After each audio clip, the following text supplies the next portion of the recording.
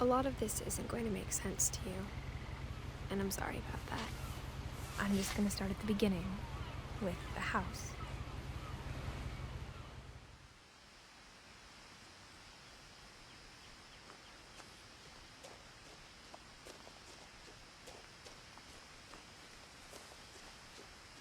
I lived here until I was 11, but I wasn't allowed inside half the rooms.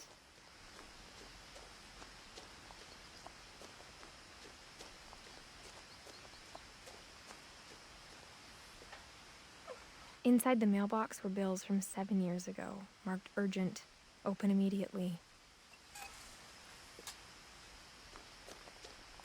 I hadn't been back since my brother Lewis's funeral.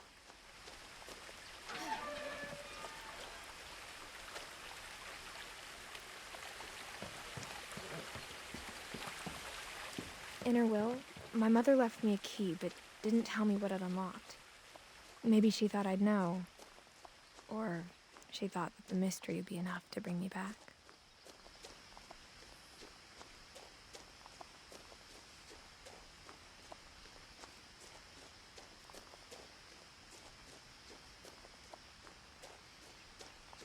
No one had driven this way in a long time, but I saw a few hoof prints.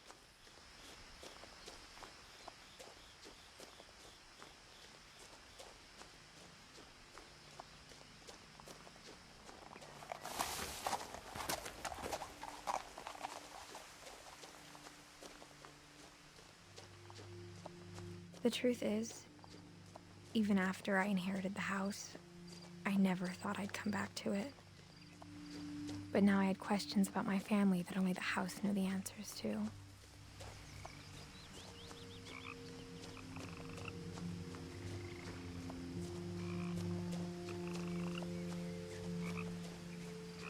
The house was exactly like I remembered it, the way I'd been dreaming about it.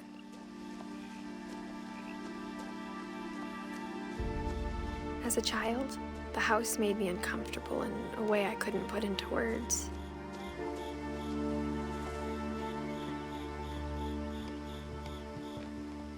Now, as a 17-year-old, I knew exactly what those words were.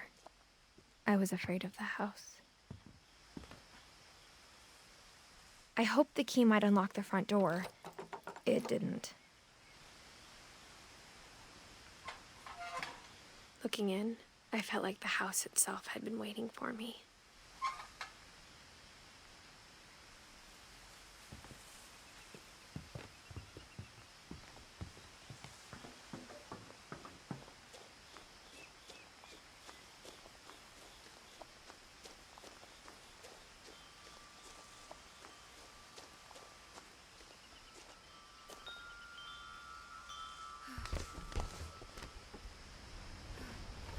Crawling through the doggy door used to be a lot easier when I was 11.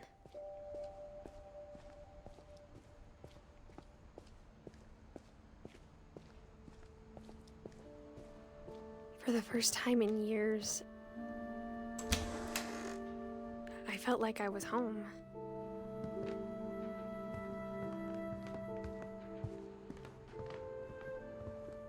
Nothing in the house looked abnormal. There was just too much of it, like a smile with too many teeth.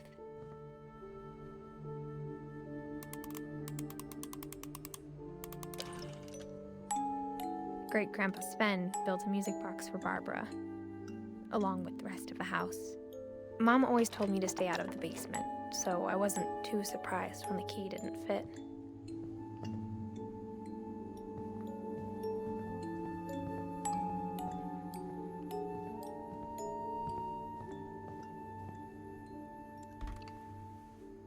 Edie told me once that every Finch who ever lived is buried somewhere in the library.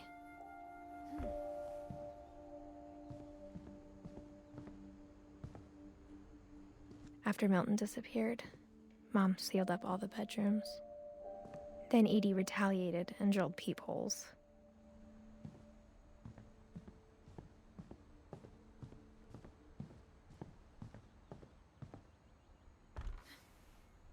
My Grandpa Sam spent 7 years sharing a room with his dead brother, Calvin.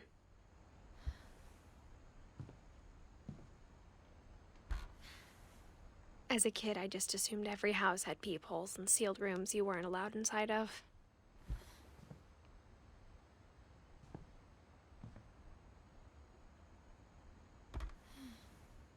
The last time I was in Edith Sr.'s room, I was 10 and she was painting my portrait.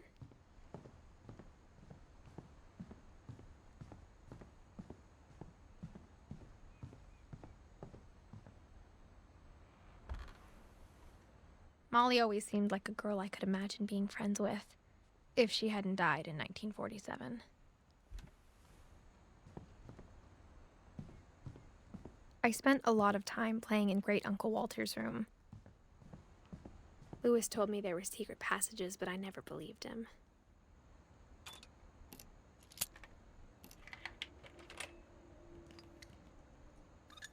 Turns out, my mom was really good at keeping secrets. Now it was time to find out what my mom had been afraid of.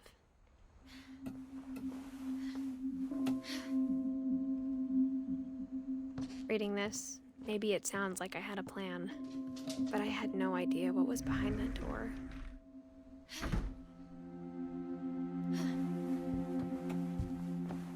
Just like I had no idea where all this was gonna lead.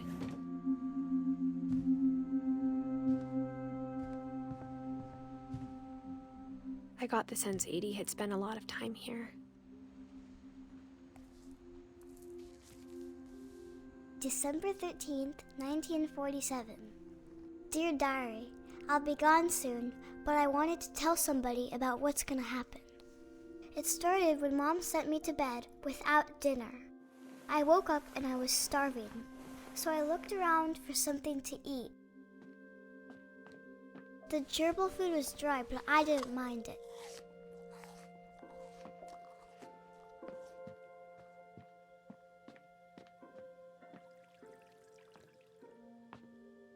I thought about eating Christopher, but I held back.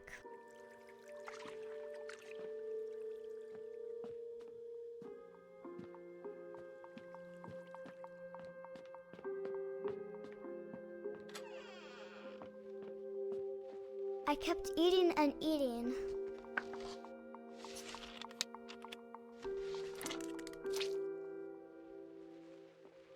I ate a lot of things that night.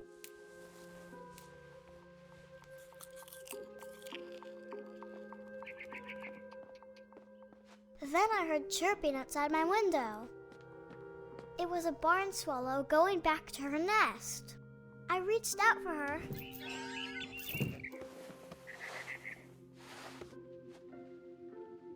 And suddenly, I was a cat. I tried to be quiet, but the bird was really scared.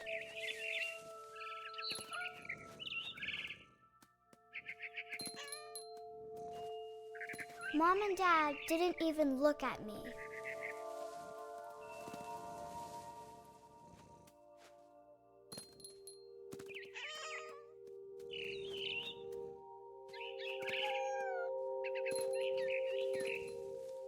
I jumped and I almost got her.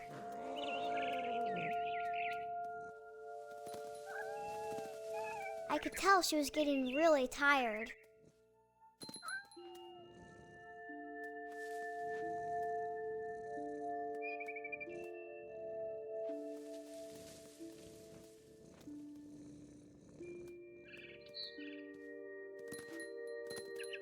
Now I was up in the big tree. I promised Dad I wouldn't climb it anymore. All I cared about was eating that mama. I gobbled her up. And suddenly, I was an owl. First, all I heard was the wind. Then I heard little teeth nibbling in the grass.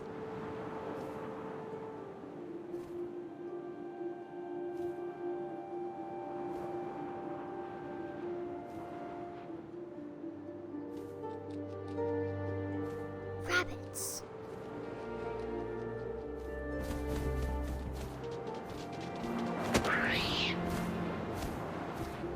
I imagined his face looking up and seeing mine through my talons. I swallowed him up, and I didn't chew one bit. Then I flew off to find something bigger.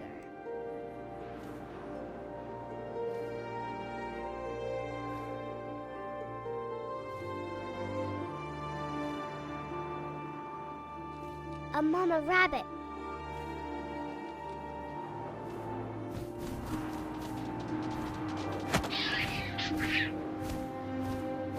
She was almost too big to carry. I started choking, but I couldn't stop eating. And suddenly, I was a shark.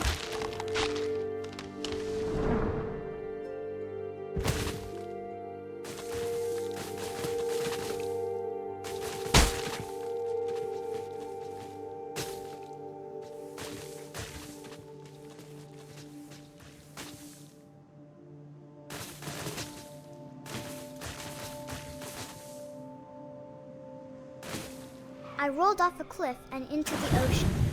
Now, I was hungrier than ever.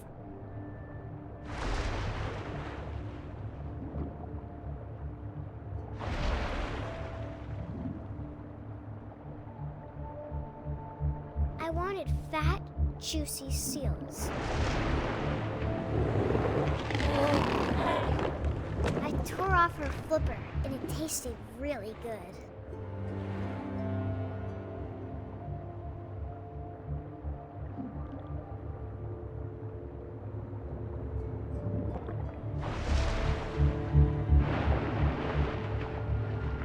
Grabbed on tight, but I was so hungry, I jumped out of the water. When I opened my eyes, everything had changed.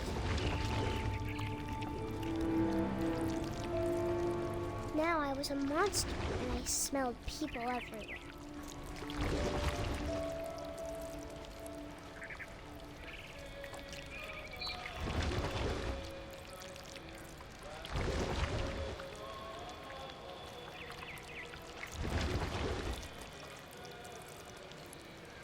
I was big, but I moved real quiet.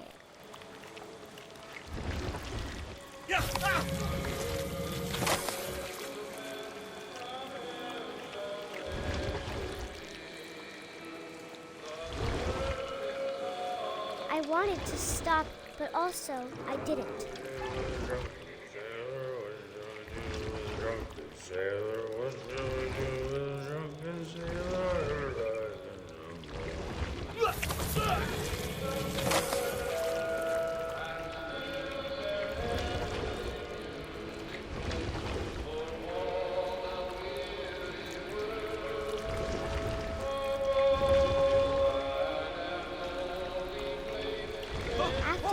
Passenger, I was still hungry.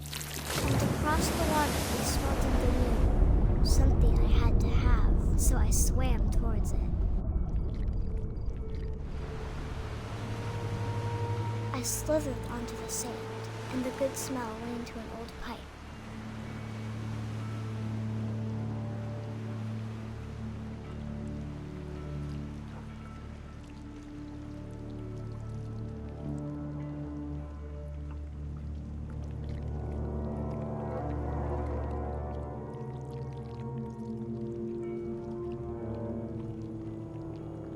I got closer and closer.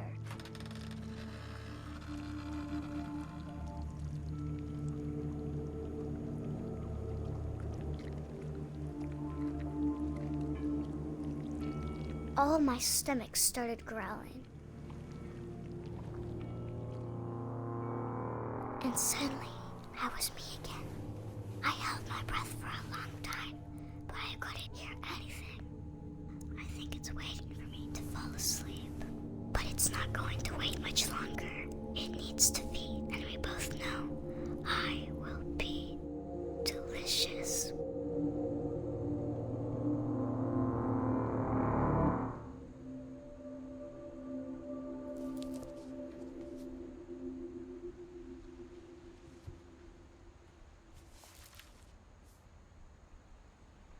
I'm not sure if I believed all of that, but I'm sure Edie would have.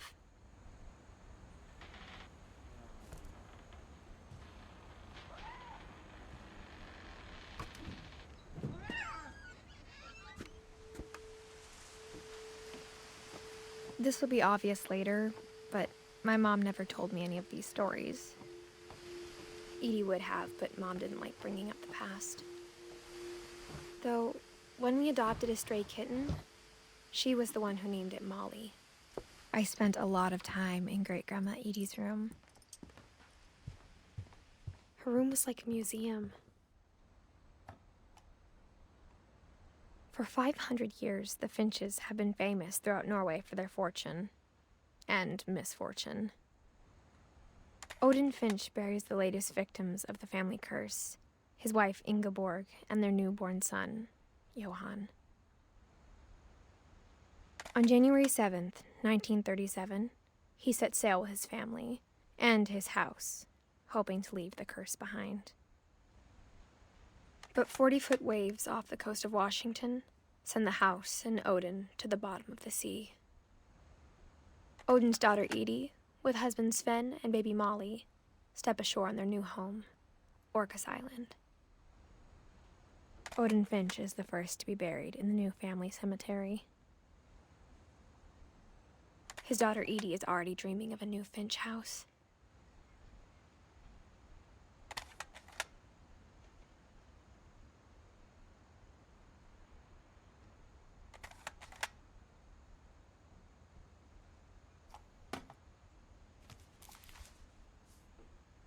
Whatever's wrong with this family, it goes back a long ways.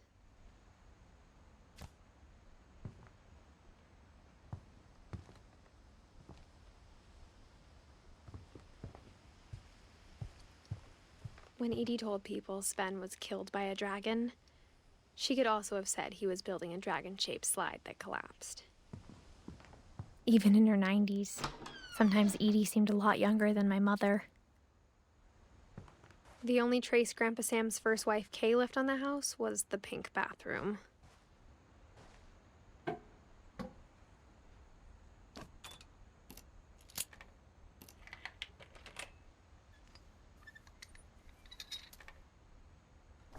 There's a secret in this bathroom. It's in the last place you would look. It isn't in the cupboard. It's hidden in this book.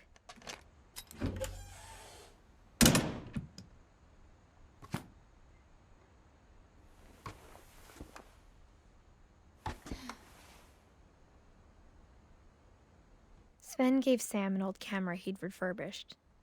He never put it down.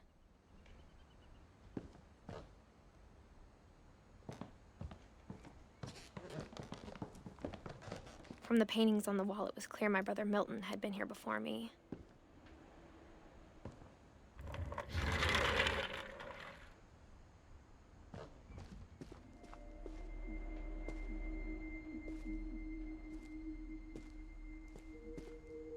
I knew Grandpa Sam had a twin,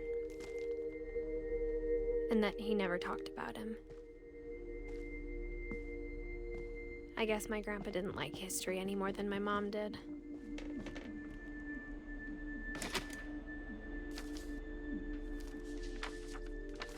How I Want to Remember My Brother by Sam Finch. The thing I remember is that when he made up his mind, that was it. My brother said he'd die before he ate another mushroom, and he did.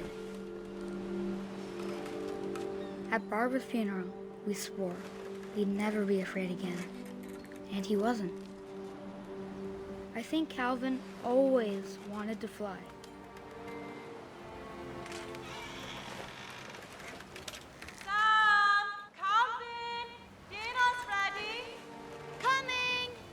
But that day, he finally made up his mind to do it. I told him going around was impossible. Maybe if I hadn't said that. Alvin, I'm not gonna tell you again. Maybe if the wind hadn't picked up. Then maybe he'd still be here. But I doubt it. I think he'd already made up his mind.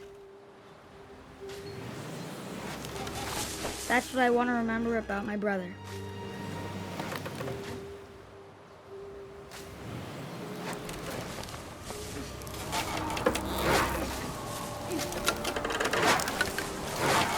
the day he made up his mind to fly.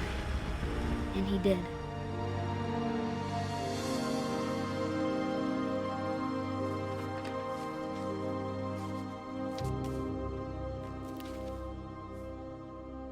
Calvin's story felt strangely familiar. When I was younger, I remember trying to do the exact same thing.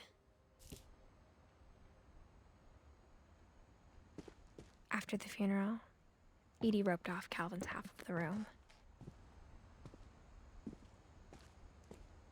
Mom said Grandpa Sam enlisted at 18 and never set foot in the room again.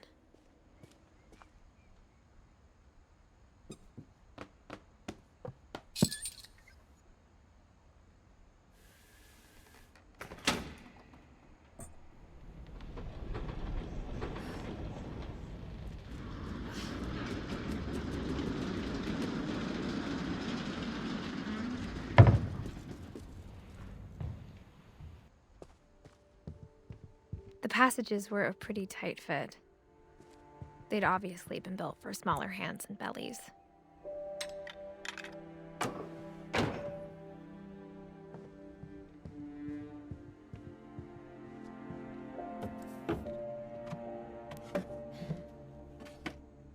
Growing up, I always thought of Barbara as a child star.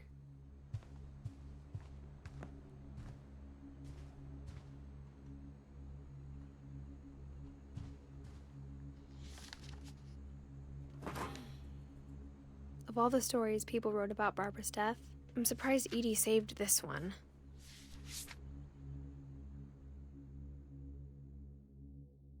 Old Jack here with another ghastly tale inspired by America's most unfortunate family. I'm calling it The Surprise Ending of Barbara Finch.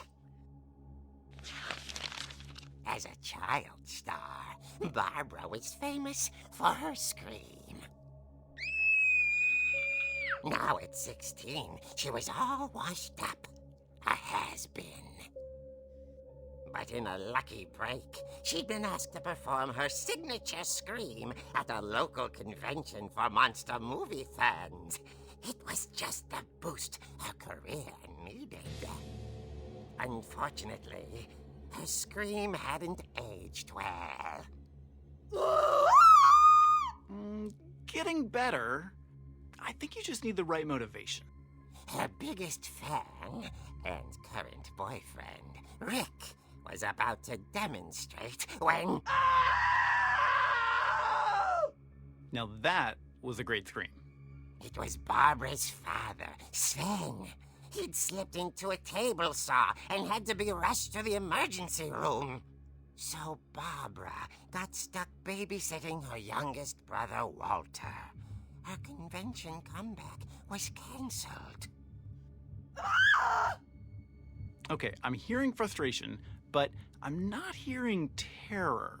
What if I tried... A gang of hoodlums in Halloween masks have been terrorizing Orcas Island tonight. Police are urging residents to... That came from the basement. You're right! Also, I loved your delivery on that. Why is your basement door locked? Because my dad likes making puzzles and secret passages. There's a key hidden in the music box.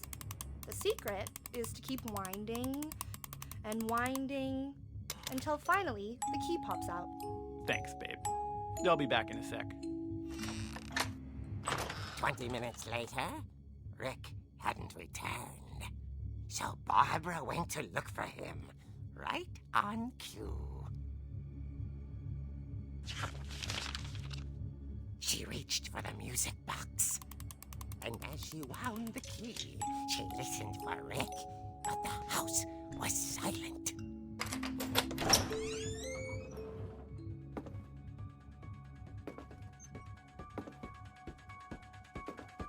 She found Rick's crutch and imagined the worst.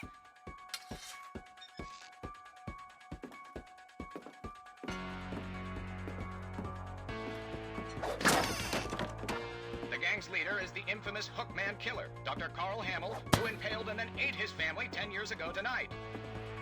The old fridge rattled and grew still.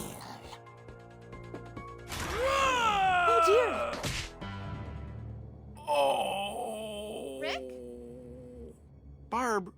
relax. I was just trying to scare you to help you find your scream. Well, I'm not scared, Rick. I'm furious. Then act furious. All I'm getting from you now is that you're hurt and confused and you... She threw him out, but she kept a little something to remember him by. Barb, have you seen my other crutch? And she was still holding it when she fell asleep watching the late picture show. Hours later... Barbara! Walter, what's going on up there? Ah! Okay, I'm coming up, but if this is a trick, you're dead, Walter.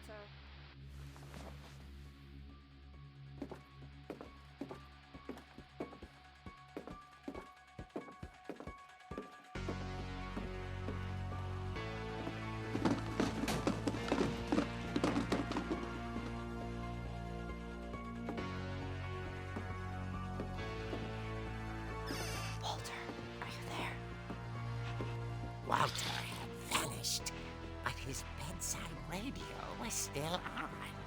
Orcas Island police describe the man as 6 feet tall, with a steel hook for a hand. Residents are urged to lock all doors and windows and notify the police of any suspicious activity. Barbara turned, saw the hook man, and was speechless. He was quite smashing.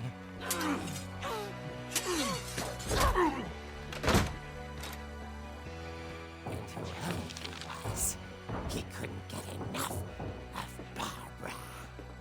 Okay, Barbara, there's gotta be another way out of here. That night, she played her part beautifully.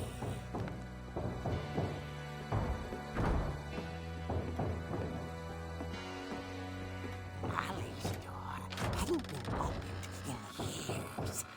The hinges groaned.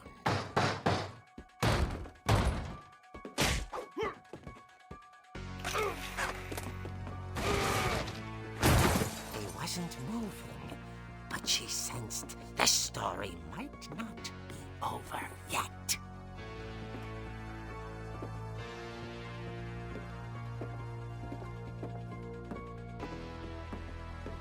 The hookman had vanished. She listened for his breathing, but all she heard was...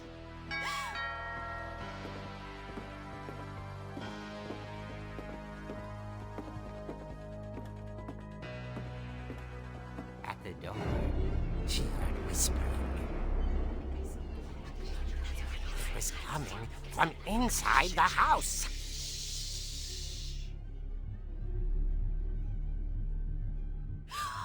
Oh dear.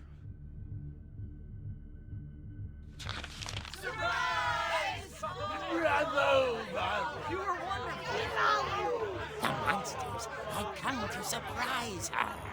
For Barbara, it was a dream come true. Then she saw what kind of monsters they were, and she realized what was about to happen. She was going to be famous.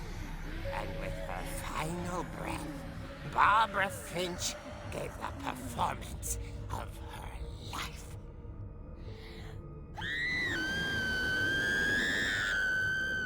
I wasn't there myself, but I hear Barbara was magnificent. Poor girl. She had a taste for stardom. But unfortunately, so did her fans. Of course, the police blamed it all on poor Rick, who disappeared the same night. And little Walter? Hiding under his bed the whole time. He took it all pretty hard, but that's another story. As for Barbara, tucked inside the music box was all they ever found of her. Her ear. Now that's what I call a real eerie tale.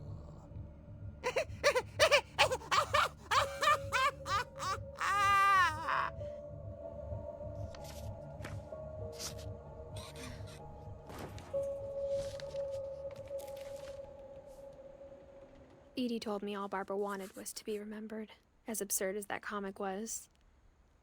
Maybe what Edie saw was a happy ending.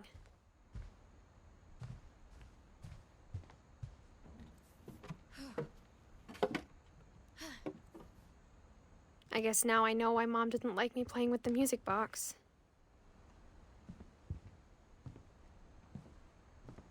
Whenever people ask me about my family, the first thing they always want to know about is Barbara.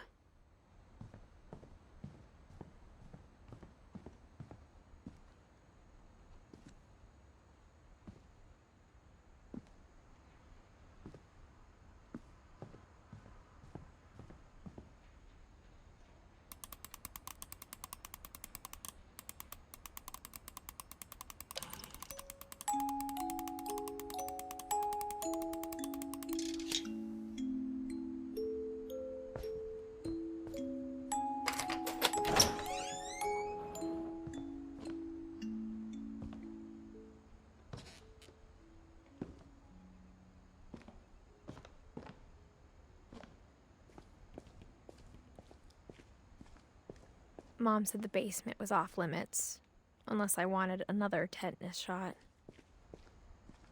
I saw Edie sneak down to the basement once, carrying packages. I thought maybe she was hiding presents.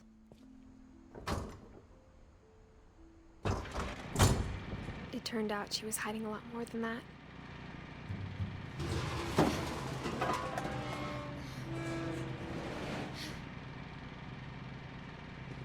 I remember asking Mom once about where Walter had gone. She said after Barbara died, he got as far away as he could. If there's a pattern in all these stories, I think it's that none of us has gotten very far.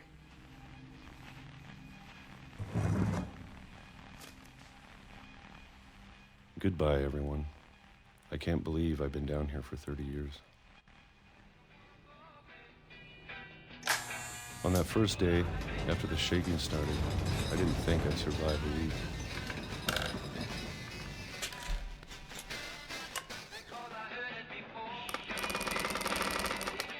But after a few days, I settled into a routine.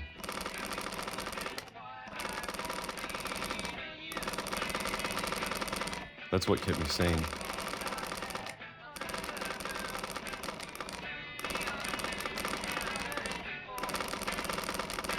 Having a schedule, living for today.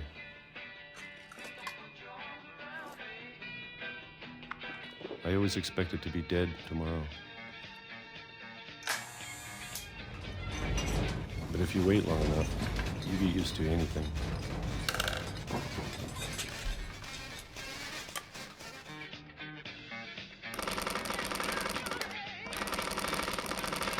Even a monster on the other side of the door starts to feel normal.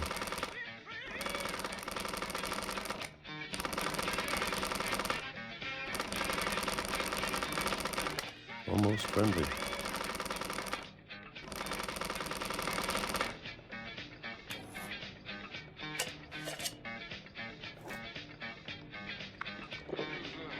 And then one day, everything just stopped. Whatever that thing was, it was gone. Maybe it got tired of waiting. Or maybe I just got tired of being afraid.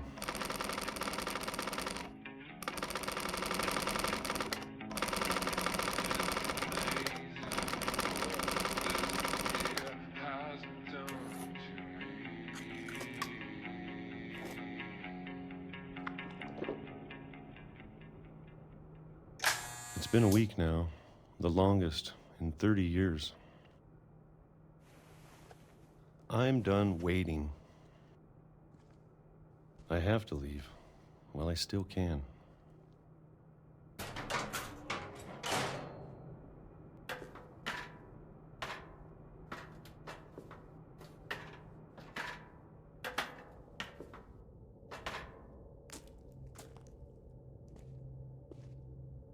I know it's out there somewhere.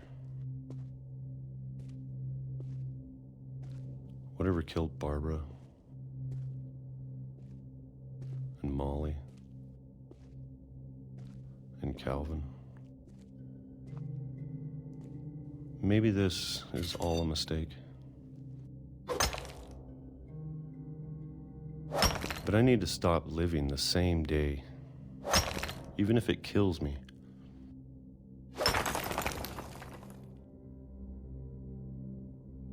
Whatever's out there, I want you to know I'm ready for it. I'm going to appreciate all of it, especially the food. I don't mind if I only have a year left, or a month, or a single week. I'd be happy with one new day. I can already imagine the sun on my face.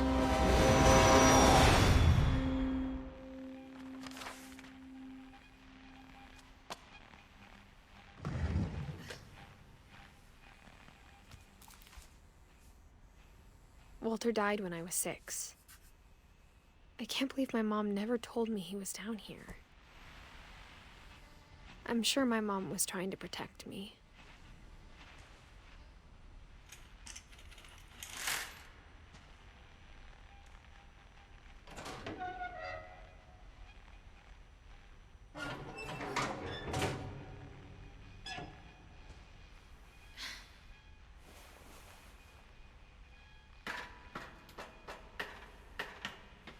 Maybe she was afraid I'd end up like Walter. But if she never told me about an uncle under the house, I can only imagine what else she was hiding. I don't want to make the same mistakes she made, trying to bury something that's still alive.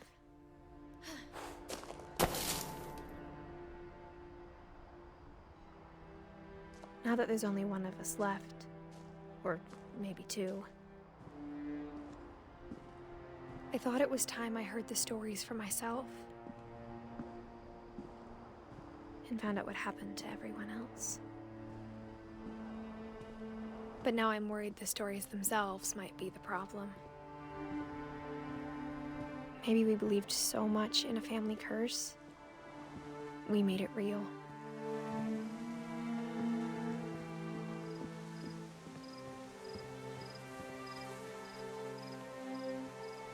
I don't know if I should even be writing this.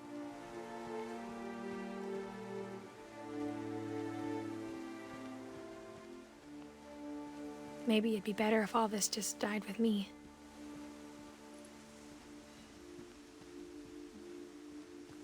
But I thought you should know about your family. And the history you're a part of. Though to be honest, I feel as lost as you probably do right now.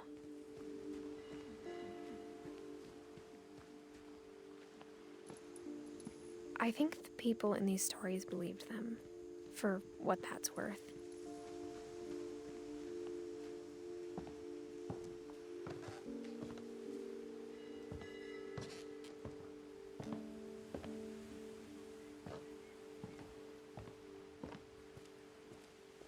And when you look at the house, that history of imagination and stubbornness and madness, any of it seems possible.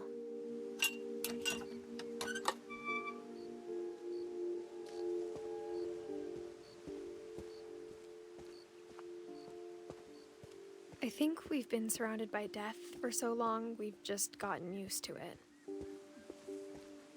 What kind of family finishes building a cemetery before starting the house?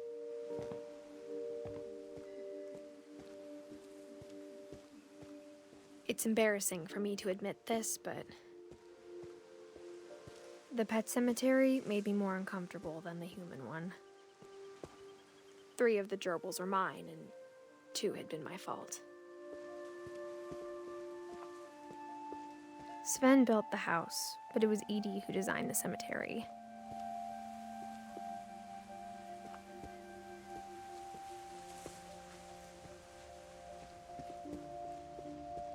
I'm sure Odin's monument had been Edie's idea. My mom was always trying to move on, but For Edie, the past never went away. She could see it poking out of the water at low tide.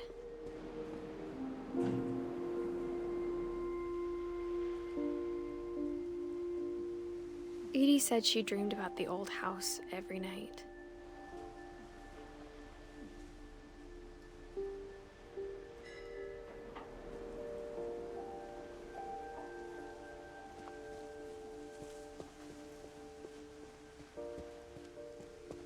Edie's side was always easier for me to understand. But the older I get, the more I can see where my mom was coming from.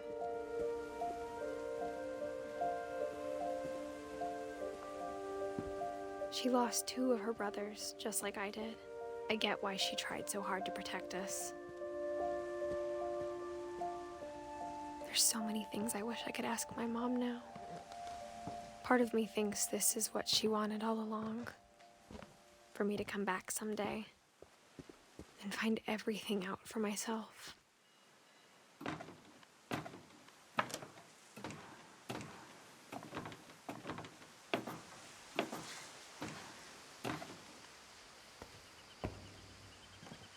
But looking back on it now,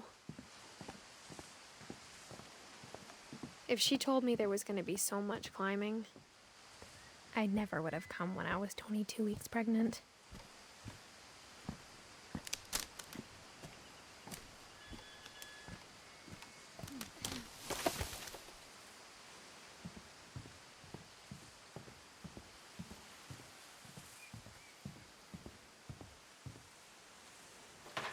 I never met Grandpa Sam, but I think he and my mom had a lot in common.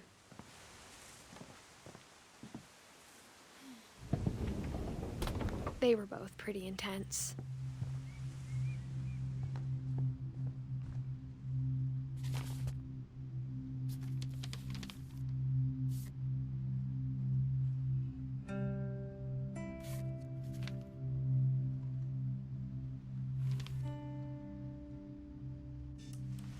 Dawn, I promise, you'll never forget this weekend.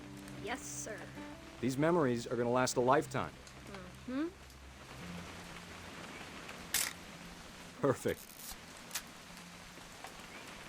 It's gonna rain the whole weekend, isn't it? I will never forget this weekend, Dad. That's the spirit. Okay, got it. I'm gonna take some pictures, okay? Just be careful. That camera's older than you are.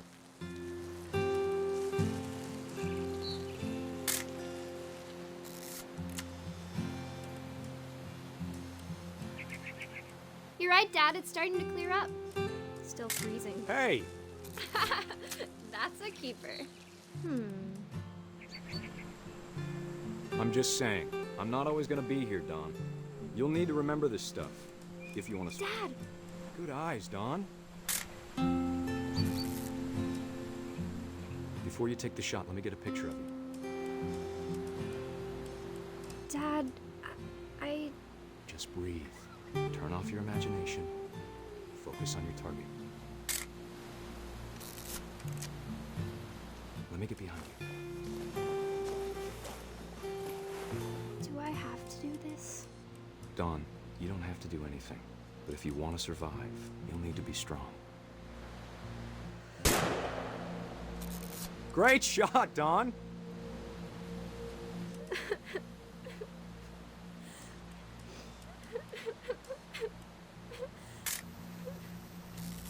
I'm proud of you, Dawn. Always remember that, okay?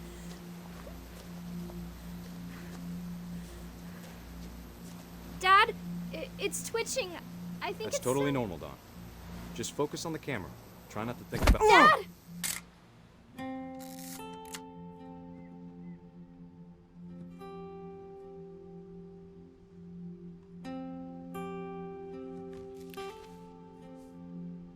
Of all these stories, that's the one I wish most that my mom had told me.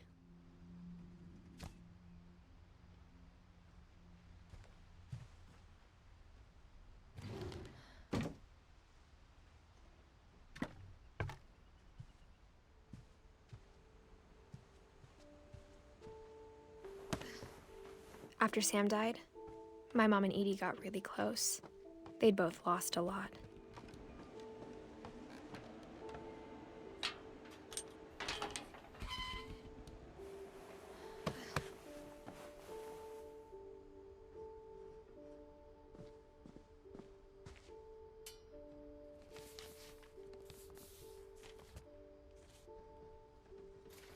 Dear Kay, do you remember the way Gregory used to laugh when he thought he was alone? Like something funny was happening, but only he could see it. I think he saw things the rest of us don't.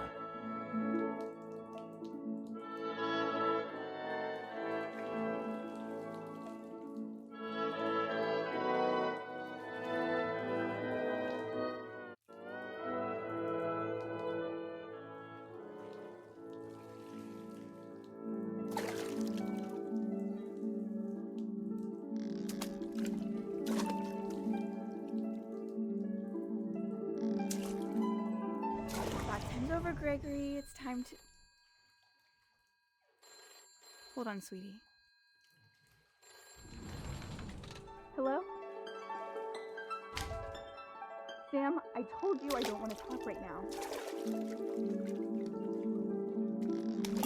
I wonder what he saw.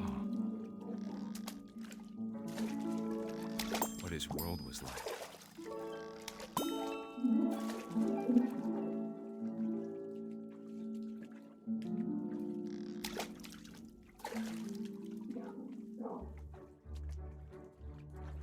He reminded me so much of Calvin. Lost in his imagination.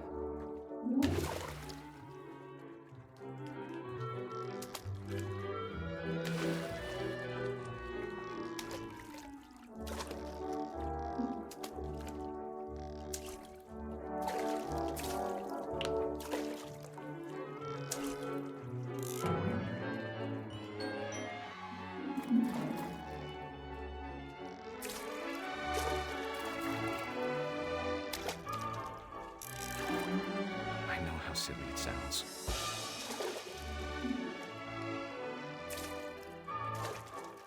But I worried about a baby being too happy. But I could feel him slipping away. Sorry about that, Gregory. I know you did everything you could.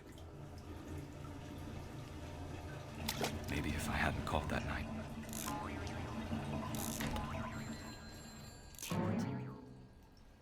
I wish he could have told us about the world he saw.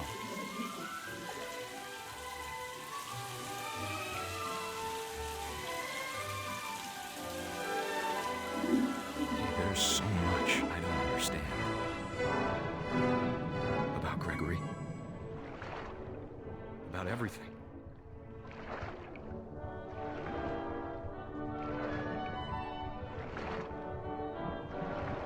I know what happened wasn't your fault.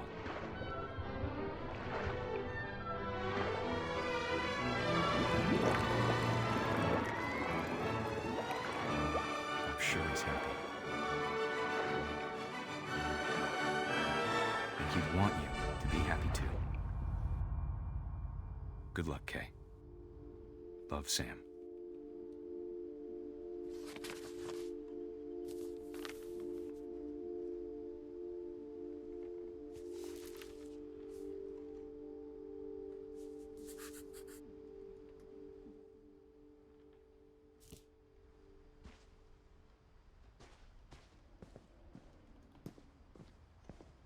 I can't imagine my mom ever writing poetry, and yet...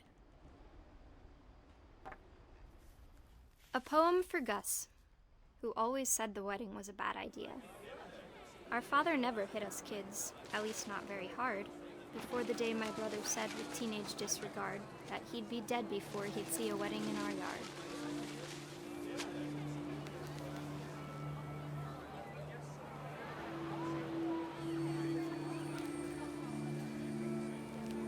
My father made him come, of course, but Gus stood far apart, just flew his kite and bottled up the storm inside his heart.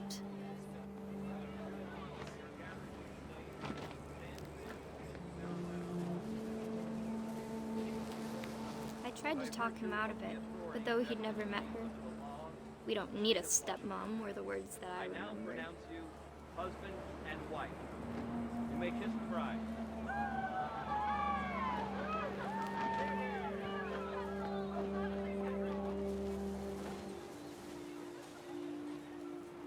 When the time for photos came, Dad ordered him to Come here.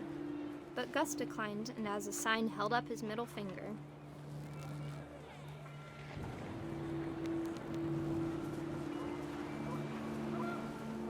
The wind picked up and panicked geese appeared and quickly went. But all the humans did that day was go inside the tent.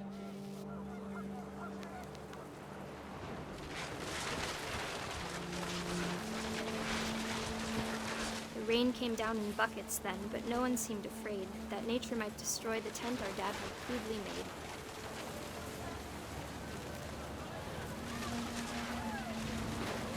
The thunder sounded much too close and full of angry power. But all my father said to this was, "Make the music louder."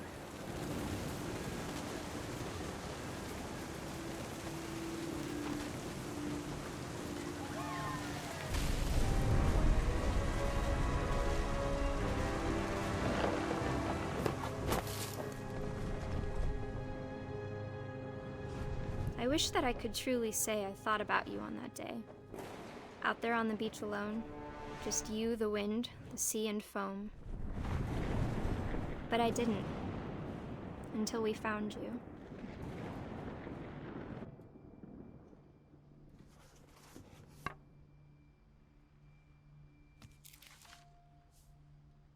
She never talked about him, but Mom told me once if I was a boy, they were going to name me Gus.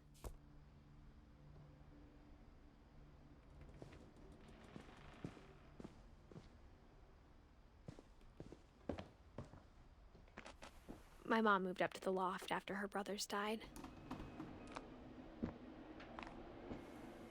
At the time, it was as far away as she could get.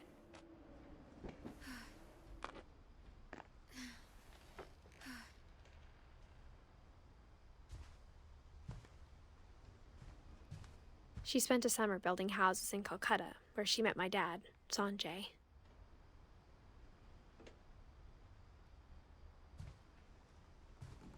Religion was another thing my mom never talked about, but I think it helped her a lot after her dad died.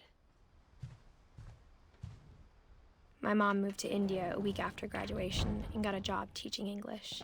Louis was born a year later. When my dad died, I don't think Mom knew where else to go.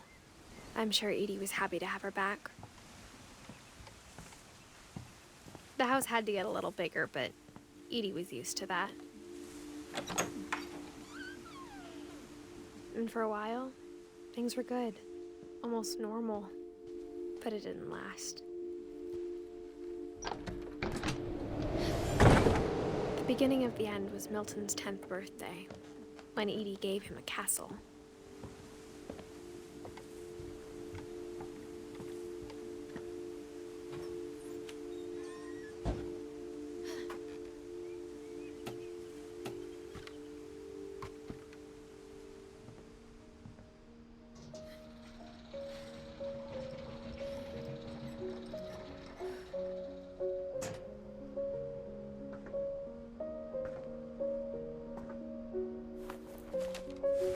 Milton Finch in The Magic Paintbrush.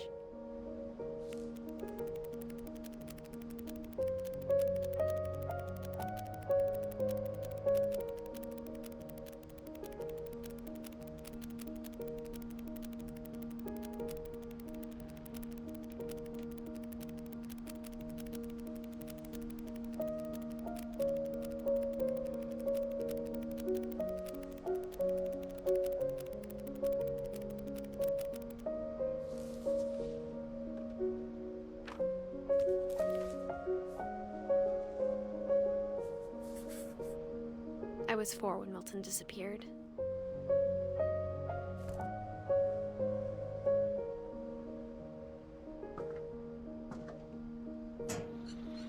Mom spent months searching for my brother.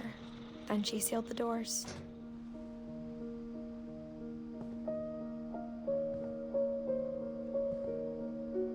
whatever Milton had found in the house. Mom didn't want it getting out.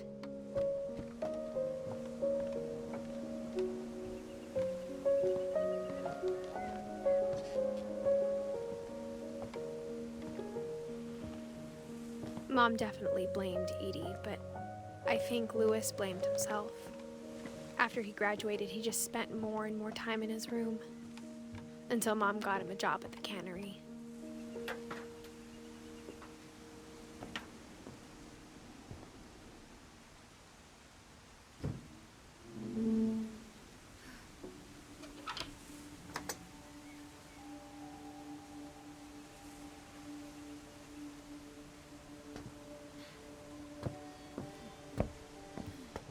Louis's room smelled very, very familiar. That part of him lived on.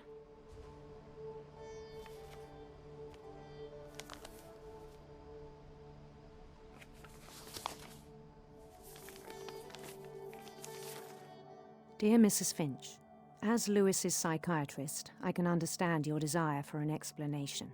As I see it, the trouble began in January, shortly after we convinced your son to seek treatment for substance abuse. Newly sober, I believe Louis first noticed the monotony of his daily life.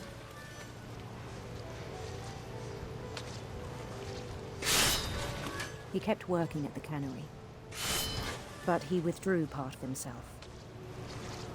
In our sessions, I saw the same behavior. His mind began to wander.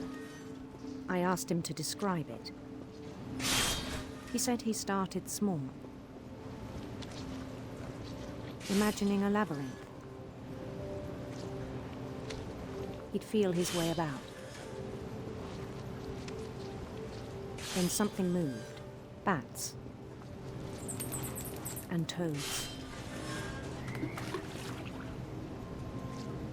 And things that have not names. He knew it was all in his head. But he took it very seriously. I had hoped he'd find himself.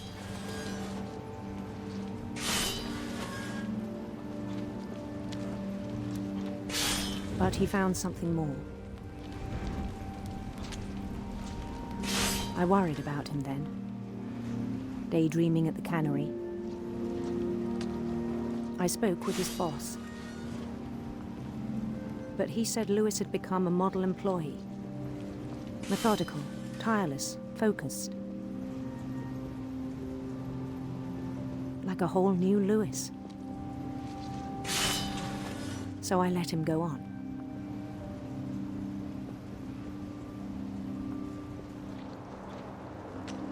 I even encouraged him. It seemed very promising at first.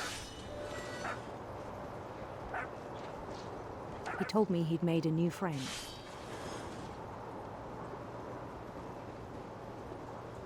On the edge of a city he named Louis Tokyo. He built the city up slowly, brick by brick. Then he made musicians.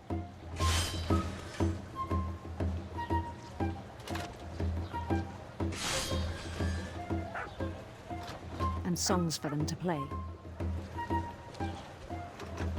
He talked about starting a band. And he was always humming something. Every day his imagination grew stronger.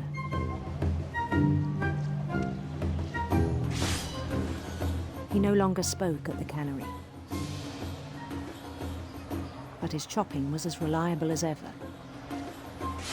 Then one day it struck him that all the cheering crowds, even the stones under his feet, were all in his imagination, so he could do whatever he wished.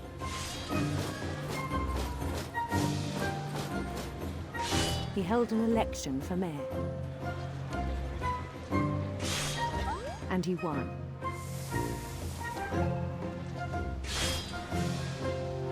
They begged him to stay, but his mind was already wandering.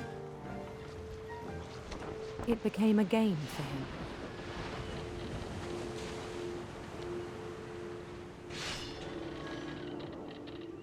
He'd conquer a city, then immediately push on. New Louisville.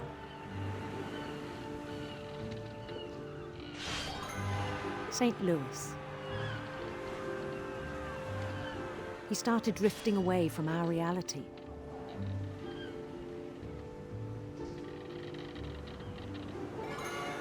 Minneapolis, until one day he forgot to go home from the cannery.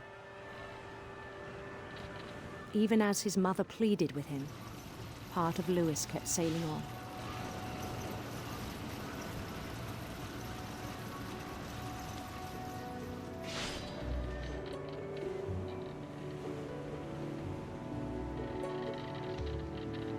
In Louisburg, he heard rumors of a handsome queen.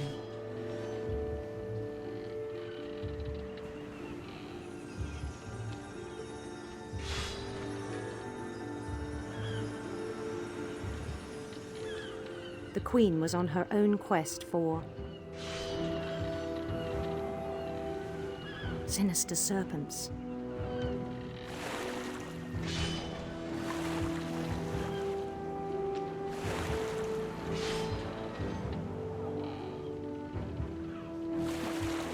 He followed the sound of her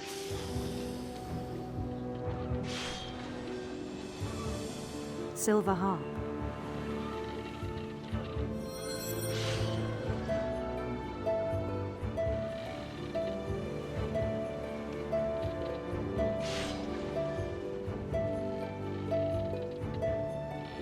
His chase led him to a golden palace east of the sun and west of the moon.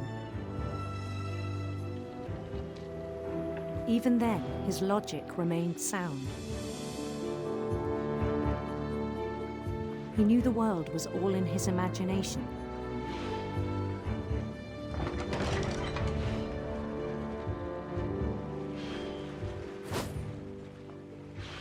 But he was so proud of having created it.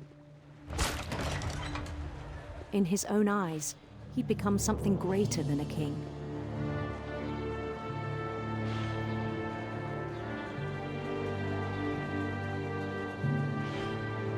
For someone who'd never known success in the real world, I think it was overwhelming. And then it struck him that the real Louis was not the one chopping salmon, but the one climbing the steps of a golden palace.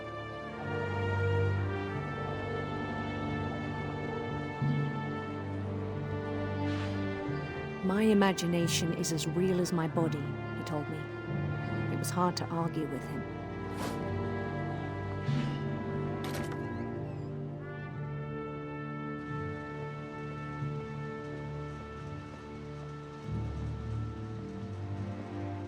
He began to forget the world we know.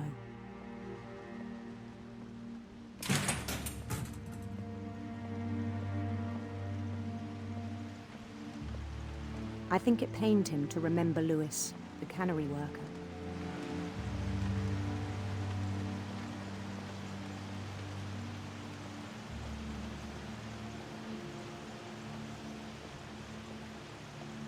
He began to despise the man with a royal contempt.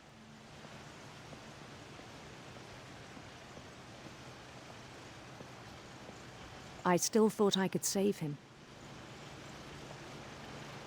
Even after he said he was being crowned king over all the lands of wonder.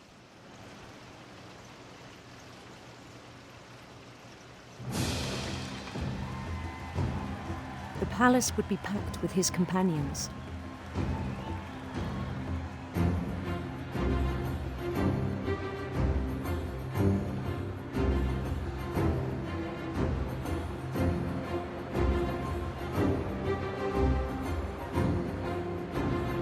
Including the wise Calico who had insisted on advising him.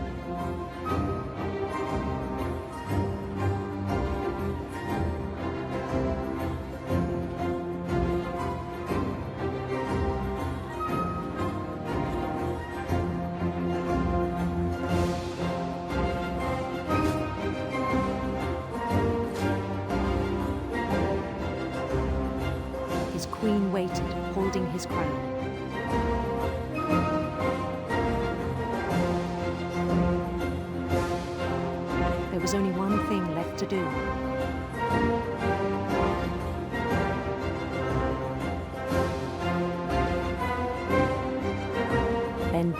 head.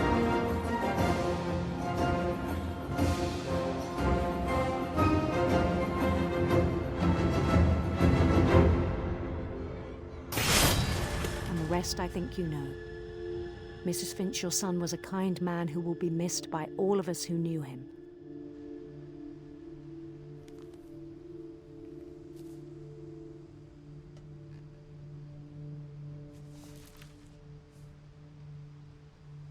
My brother was really cool. I wish you could have met him.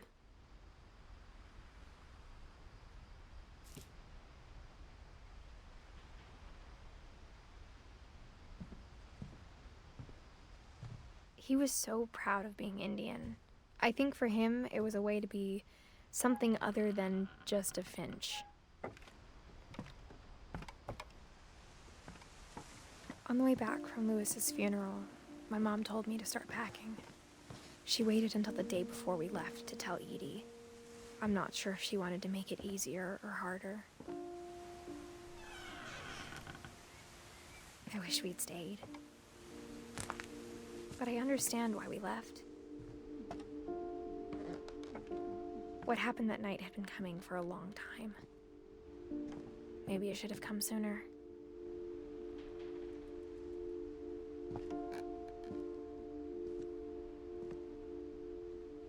But it had to end one way or another.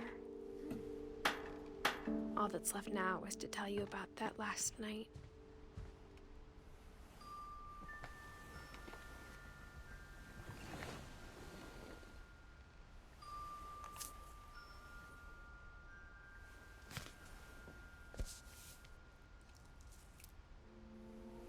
That whole last day, Edie just watched us pack and didn't say a word.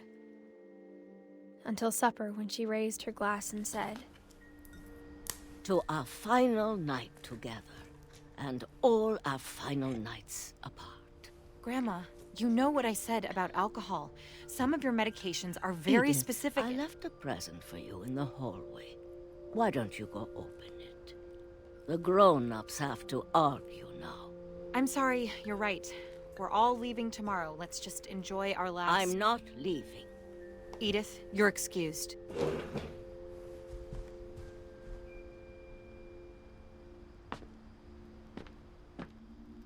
The power had been shut off that morning, but Edie always had plenty of candles. When my mom sealed the library, I don't think she knew about the other entrance, or that Edie had a key to it.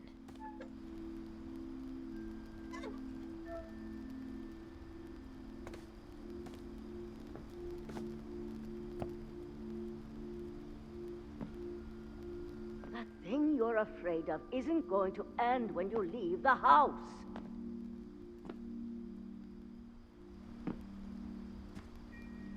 Edith has a right to know these stories. My children are dead because of your stories. I think it's best if Edith and I leave tonight. We'll have the nursing home send a van for you in the morning. Okay? Dear Edith, there's so many stories I wish I could tell you, but there's only time for one. This is about what happened on the night you were born. That night, the tide went way, way out.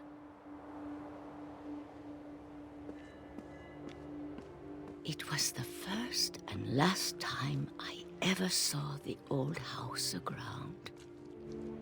There'd been an earthquake out in the middle of the ocean. They called it the lowest tide in 1,000 years. God, it smelled awful. You know, I've seen that house every day of my life. But I never thought I'd go back to it. When the fog rolled in, I lost my way.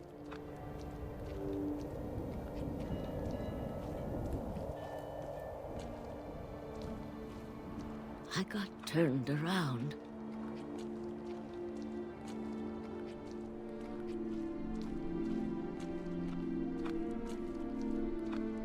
I started seeing things.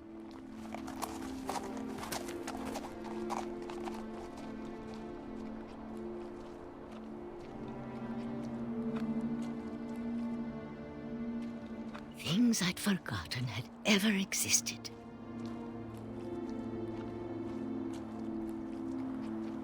But when I saw them, they felt like old friends.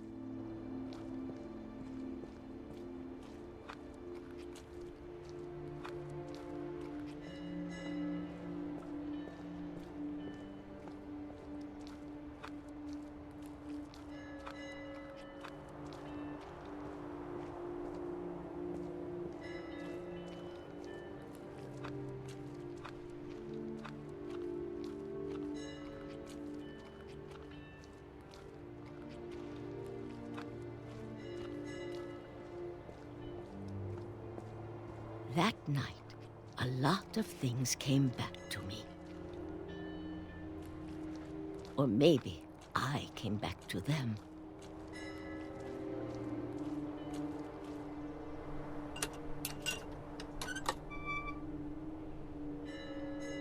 Things I can't explain, but that I need you to try and... Edith, what are you doing in here?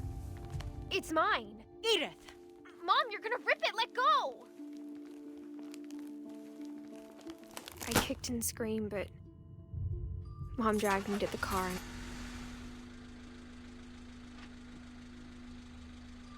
I never saw Great-Grandma Edie again.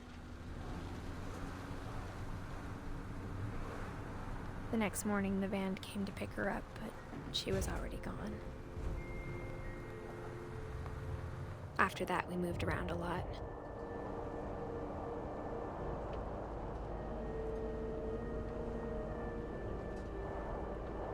We both tried to make the best of it.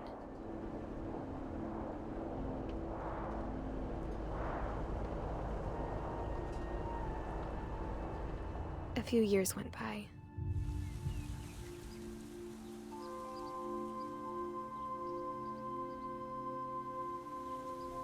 My mom didn't like to talk about it, but she started getting sick a lot. The rest happened pretty quickly.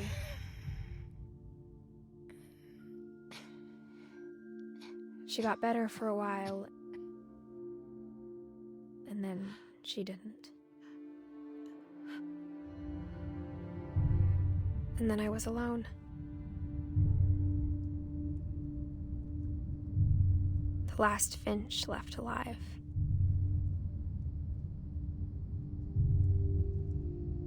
Until I found out about you.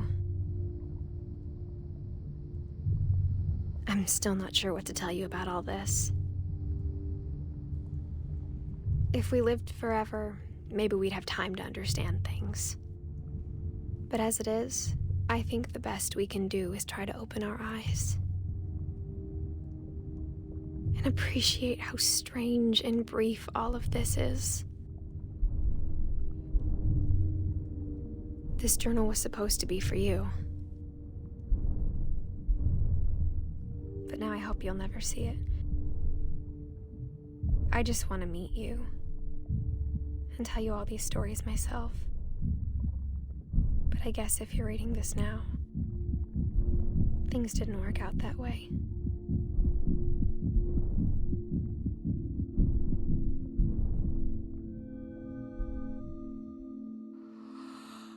This is where your story begins. I'm sorry I won't be there to see it. It's a lot to ask, but I don't want you to be sad that I'm gone. I want you to be amazed that any of us ever had a chance to be here at all. Good luck.